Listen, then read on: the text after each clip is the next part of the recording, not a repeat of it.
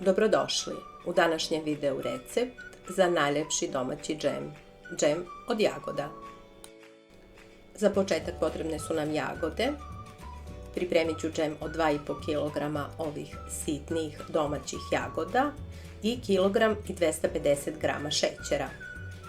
Ovakve jagode obično koristim za džem ili slatko, a ove krupnije, koje imaju manje soka, za kolače.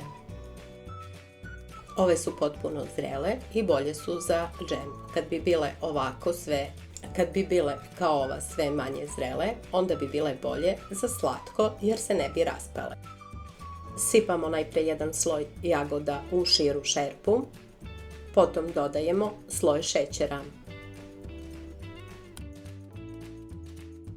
Ponovo sloj jagoda, pa sloj šećera. I tako dok ne utrošimo sve jagode i sav šećer, na kilogram jagoda dodajemo pola kilograma šećera. Rasporedimo rukama malo bolje, tako da sve jagode budu obložene šećerom. Ostavljamo ovako da jagode odstoje u šećeru dok se šećer ne otopi i one ne otpuste sok. Povremeno promešamo.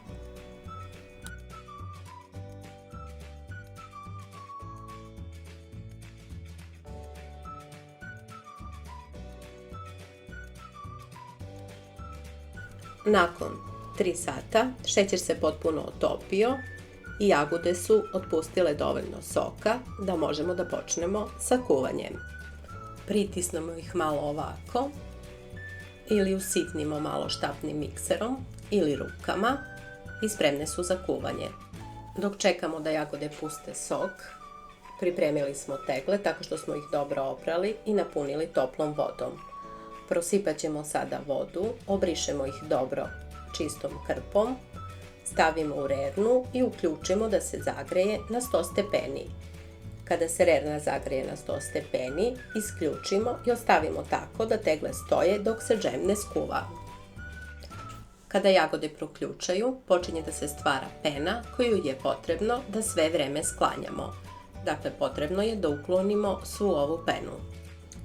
Protresemo šerpu, ona se skuplja po ivicama šerpe i tu je lakše sklanjamo. Pošto je ovo sada ubrzan snimak i kuvam na najjačoj vatri, jer je džem dosta redak u početku, kako bih skratila vreme kuvanja, stvara se puno pene.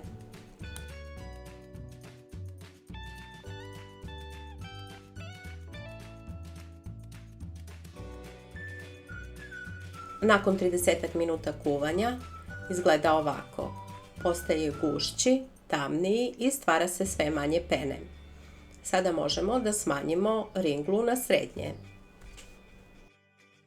Evo koliko sam skupila pene za 30 minuta kuvanja. Nakon ovoga bilo je još malo.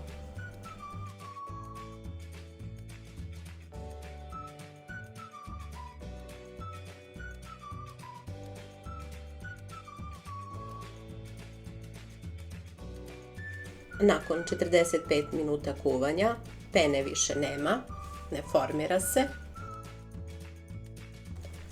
Džem postaje još gušći i ukoliko pojačate ili kuvate na srednjoj vatri, on počinje ovako da prska. Dakle, sad do kraja kuvanja, ukupno sam kuvala sat i 15 minuta, kuvamo na laganoj vatri.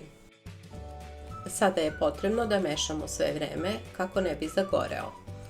Pošto imamo ovako komadiće, možemo da sklonimo sa vatre i da ispasiramo štapnim mikserom. Ukoliko želite da džem bude potpuno gladak, ili ovako, kao što sam ja uradila, da ne produžavate vreme kuvanja, nego dok se kuva, mešamo lagano i viljuškom pritiskamo veće komadiće.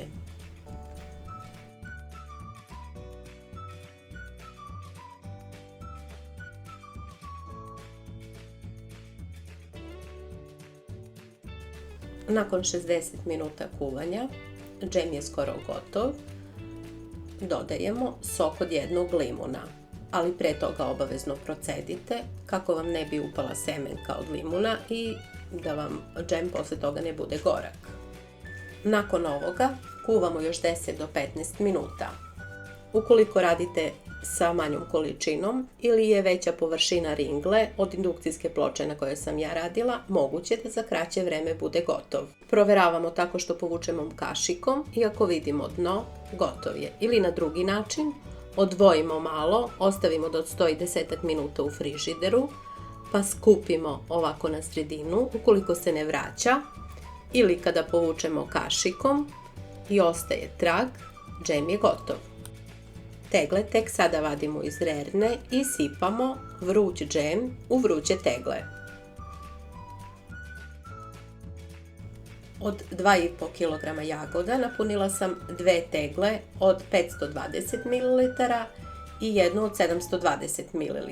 Ostalo je i malo preko toga. Zatvaramo odmah vruće tegle i okrećimo ih naopačke da se stvori vakuum. Ostavljamo ih ovako 20 minuta, a onda okrenemo i ostavimo da se postepeno hlade.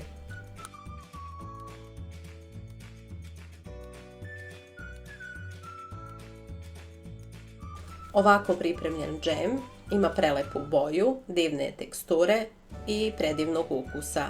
Najljepši domaći džem koji sam probala. Limun mu daje posebnu aromu. Obavezno dodajte sok od 1 do 2 limuna. Dodajte sok od 1 limuna, pa probajte i ukoliko želite da ima još malo više kiselu notu, onda dodajte sok još od 1 limuna. On pomaže i da se ne formiraju kristale šećera. Džem od jagoda sa njihovim specifičnim mirisom i ukusom odličan je. Dobar je samo uz hleb, uz palačinke ili ga možemo dodavati u različite vrste kolača.